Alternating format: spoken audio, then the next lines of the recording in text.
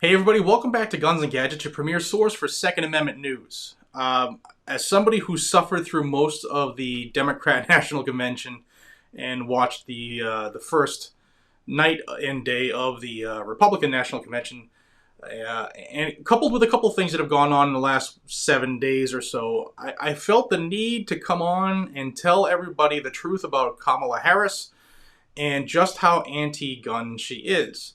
This has come up for a couple of reasons. Obviously, first, as we roll into the election, I believe that every gun owner needs to make an educated decision when it comes on which party they're going to support. And personally, my belief is if you're a gun owner, you should never vote for somebody who is anti-gun, which is pretty much the entire Democrat party as of late, as they've switched to radical.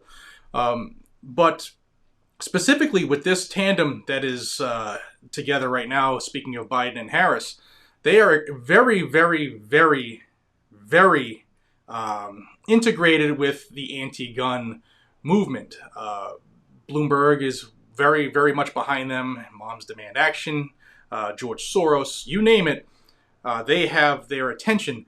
And within the last few days, actually during the day of the Facebook purge, a couple people were marked as false or fake news, and even people that I know personally were deleted for putting out actual, irrefutable truth about Kamala Harris.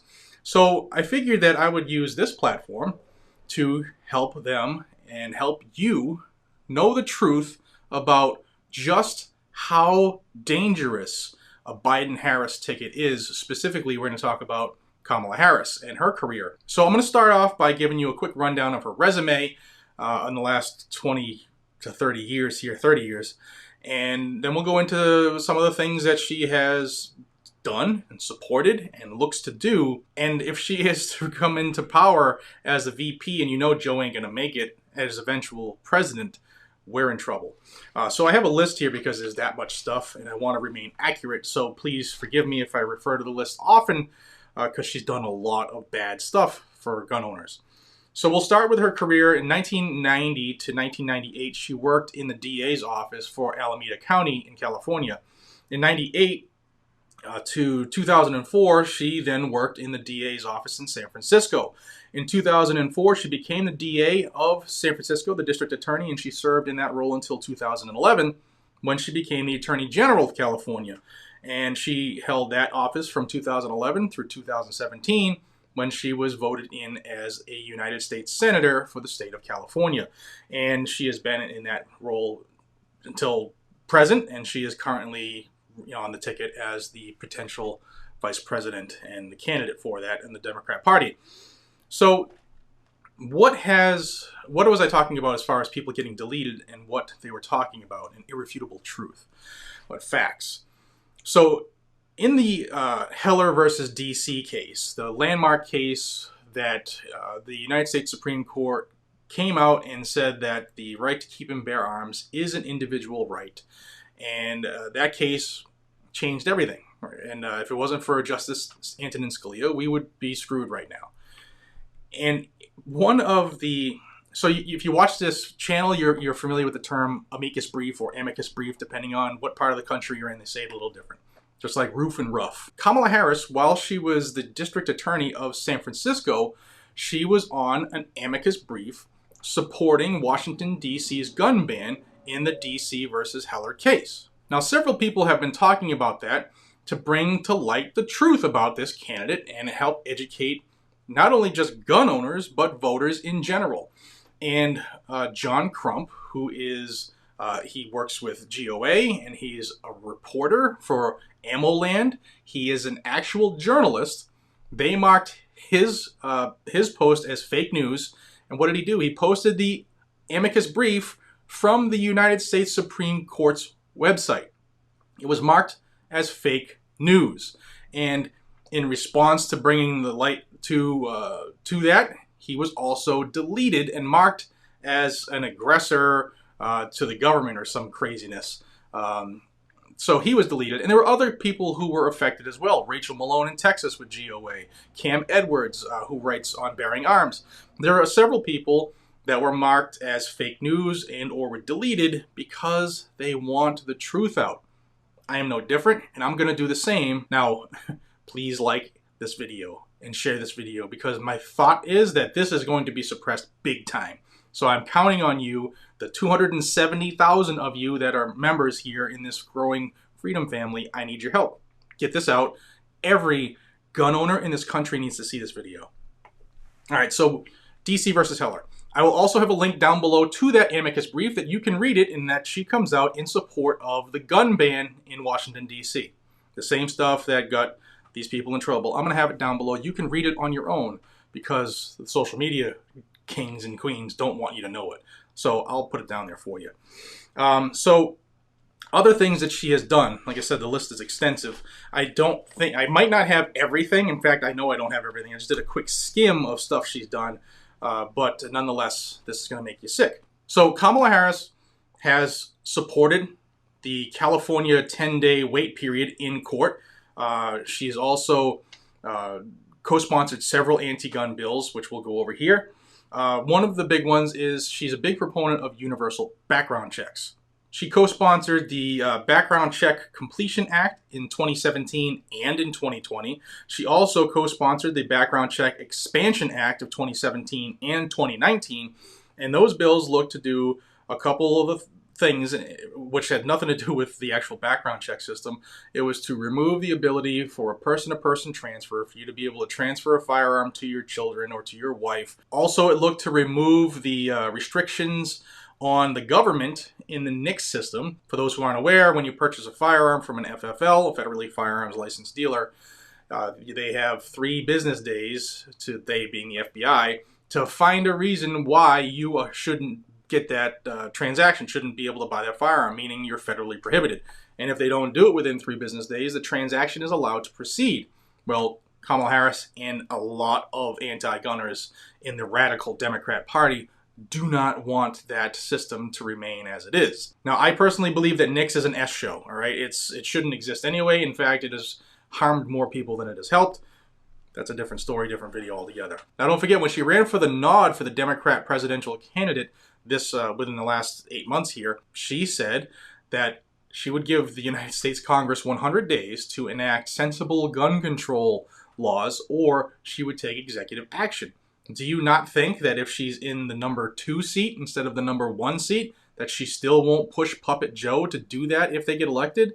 Mark my words, folks. She is a very, very dangerous candidate. She is a viper ready to pounce for the goodness of her own career, for her political expediency.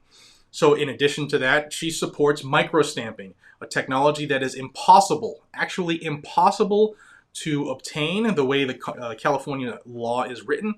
She's a big proponent of that. She also took action in 2013 that banned new models of semi-automatic handguns in California. And if you're familiar with the California handgun roster, Kamala Harris is a big proponent of that. She has also long pursued bans on assault weapons, their term, not mine, and any magazine restrictions, 10 rounds or more.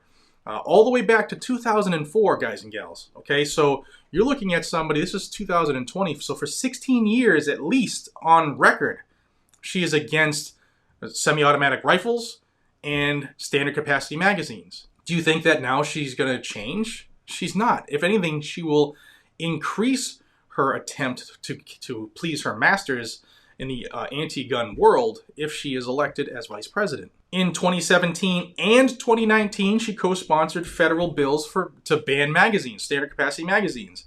She's also a big supporter of Dianne Feinstein's assault weapon ban of 2017 and 2019. It came out in a couple comments when those bills weren't taken to a vote. She's a big supporter of that stuff. Bigly, huge. In 2016, she supported the ban on the bullet button in California and that fiasco. In 2017, she targeted firearms accessories. She co-sponsored Dianne Feinstein's bill that went after stocks and trigger mods as well as other items. She defended the California may issue status when it comes to firearms permits in court vigorously. She even called it a victory for public safety and sensible gun safety laws when the courts sided with the fact that California shall remain a may issue state. In 2020, this year, she co-sponsored the Tie-Heart Restrictions Repeal Act, which looks to remove the privacy laws when it comes to gun owners. She thinks that we, because we have firearms, our information should be public, where we live, where we work, what we do, our phone numbers, basically putting a giant target on our backs and putting our lives at risk. In 2017 and in 2019, she supported the repeal of the Protection of Lawful Commerce in Arms Act.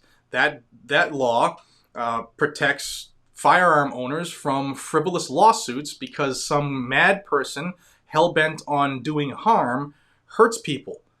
Just happens the item might be made by insert company here, but it's the mad person who is hell-bent on hurting people that uses the tool to do the harm. But we're not going to hold the individual responsible. It's definitely the gun manufacturer. She's a big proponent for that. In 2018 and 2019, she looked to increase red tape for firearms dealers to make it more difficult for them to sell firearms, to sell legal items, guys and gals, legal items to law-abiding, constitutional-following people, citizens of the country.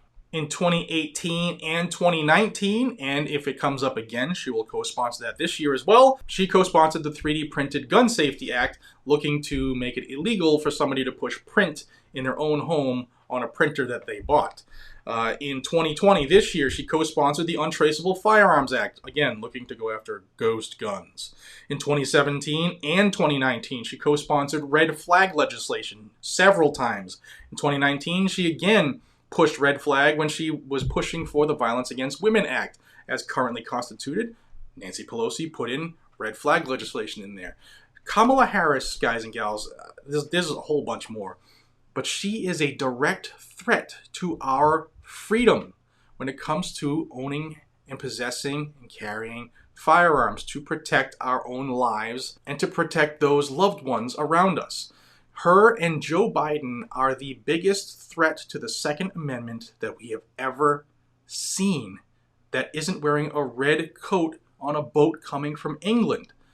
I hope that this video raises some eyebrows. If you don't believe me, challenge me. Check those bills that I mentioned. You'll see Kamala Harris there. Do a little research on Joe and Kamala, and you will see that they are as anti-gun as it gets. And when you have places like Everytown for Gun Safety just championing these people, saying that they are a dream ticket for gun safety, that should set off every bell and whistle and raise every flag in the book.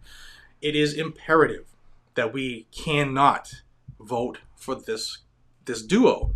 We have to put our differences aside as individuals. We're not talking about the individual person we're voting for. We're talking about their vision, their platform, their agenda, and their plan. You might not like the person who is running for the office, but we have to, again, put our differences aside as gun owners. We need to unite, and we need to vote against the people who are looking to strip us of what we hold dear. What is a constitutionally enumerated right? It is a right that is unalienable, given to us by our Creator. They can't do what they're going to do if they're elected. And it's going to cause some severe issues. So I hope that you understand the reason for this. I hope that I'm doing right by those who were affected by posting truth. Don't forget that Amicus brief is down below. And you can do your own search on gun control and Kamala Harris and gun control and Joe Biden. And it's going to make you like foam at the mouth. So please, thumbs up this video. I know I ask that sometimes, but this is imperative because this will be throttled as soon as I upload it. And this is something that every gun owner needs to be aware of because there are a lot of new gun owners in the family. Welcome to the group. And they're not aware of this. And they're coming from that party. So they're probably just going to keep voting that way. So let's help them see the light. I am Jared. This is Guns and Gadgets. This channel will bring you daily news on the Second Amendment and the constant attack we are under, no matter where it happens in this great land. I hope that you consider subscribing to this channel so that you can get this news. And until we see each other again, be safe, stay vigilant, and carry your weapon. Take care, America.